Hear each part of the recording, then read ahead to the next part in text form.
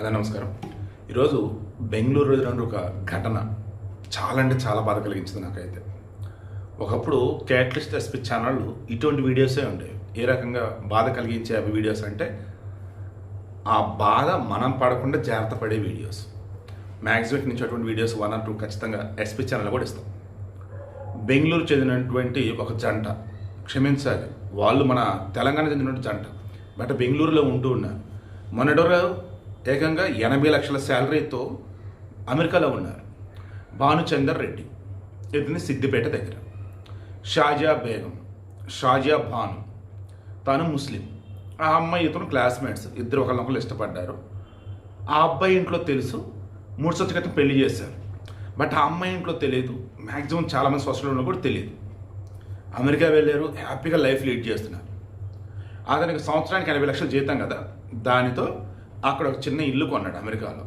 వచ్చిన డబ్బులతో సిద్దిపేటలో కూడా ఇల్లు కట్టించాడు వాళ్ళ అమ్మకి. ఇలా ఉన్న మూమెంట్లో ఆర్టిఫిషియల్ టెక్నాలజీ వచ్చింది కదా, ఆర్టిఫిషియల్ ఇంటెలిజెన్స్. ఏ వల్ల ఏమైందంటే నిజంగా పాపం చాలామందికి ఉద్యోగాలు పోయాయి. అందులో ఇతను ఉద్యోగం కూడా పోయింది. ఇక అమెరికాలో ఉండటం ఇబ్బంది అని చెప్పేసి ఊరు వెళ్ళలేరు కదా, హైదరాబాద్ వచ్చారు. హైదరాబాద్ వచ్చిన తర్వాత పాపం సంవత్సరంన్నర నుంచి పాపం ఉద్యోగం కోసం ఎత్తుతూనే ఉన్నాడు, అనుకున్న దానిలో రాదు.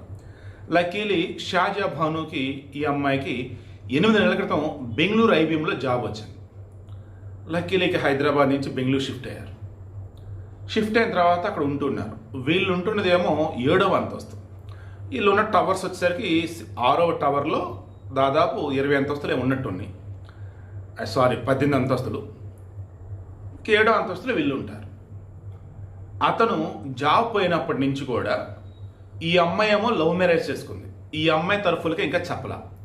ఈ అబ్బాయి బాగా డబ్బు వస్తుంది కదని చెప్పేసి ప్రాపర్టీస్ కొనేసాడు. ఇప్పుడు ఈఎంఐలు కట్టి డబ్బు లేదు, చేతిలో మంచి ఉద్యోగం లేదు, ఫ్రెండ్స్కి ముఖం చూపించలేకపోతున్నాడు. అండ్ ఆ అబ్బాయి పాప హెల్త్ ఇష్యూస్ కూడా ఉన్నాయట.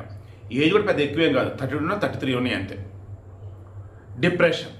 డిప్రెషన్ ఎంత దారుణంగా ఉండేదంటే, డిప్రెషన్ ఇస్ నథింగ్ బట్ నిరుత్సాహం అంతే.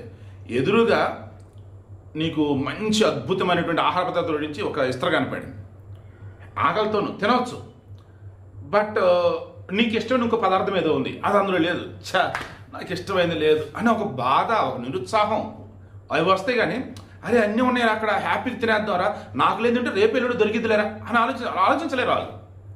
అంత డిప్రెషన్లో ఉన్నాడు పాపం. ఇక ఎలాగలా అమ్మాయి లైఫ్ లీడ్ చేస్తుంది, మంచి శాలరీ, ఐబీఎం కంపెనీ, ఓకే.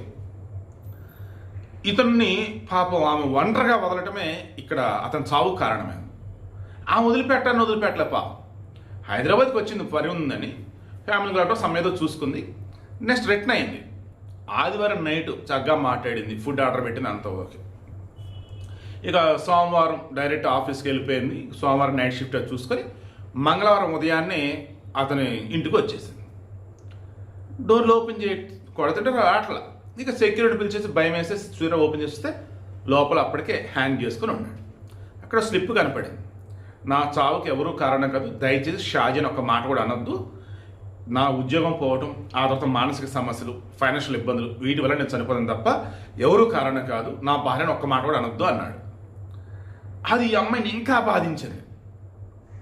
ఇక పోలీసు కంప్లైంట్ ఇచ్చారు, వస్తారన్నారు. లైక్ ఇంక ఈవేలో ఒక 20 నిమిషాలు ఇంట్లో ఉండలేకపోతున్నా అని చెప్పేసి నెమ్మదిగా పక్కకు వచ్చి లిఫ్ట్ ఎక్కి పైకి టెర్రస్ మీదకి వెళ్ళింది. ఇక అక్కడి నుంచి కిందకు దిగి చనిపోయాడు. పడగానే స్పాట్ డెడ్. అతను చనిపోయాడు, సైకలాజికల్ ఇష్యూస్, జాబ్ లేదు.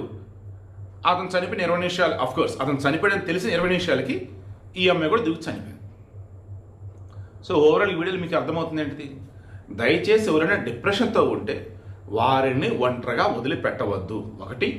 నెంబర్ 2, అయ్యా జాబ్ పోయిందనో లేదా ఫైనాన్షియల్ ఇబ్బందులు ఉన్నాయనో మరణం మాత్రం అది పరిష్కారం కాదయ్యా, ఆలోచించండి. నెంబర్ ఆఫ్ వేస్ అయితే ఉంటాయి. దయచేసి ఇంకెవరూ కూడా ఏదో ఒకదాని మీద డిపెండ్ అయి బతకండి. మల్టిపుల్ బతకడం కోసం నెంబర్ ఆఫ్ ఉంటాయి, అవి వెతుకుని దాన్ని తగ్గట్టుగా చక్కగా బతకండి.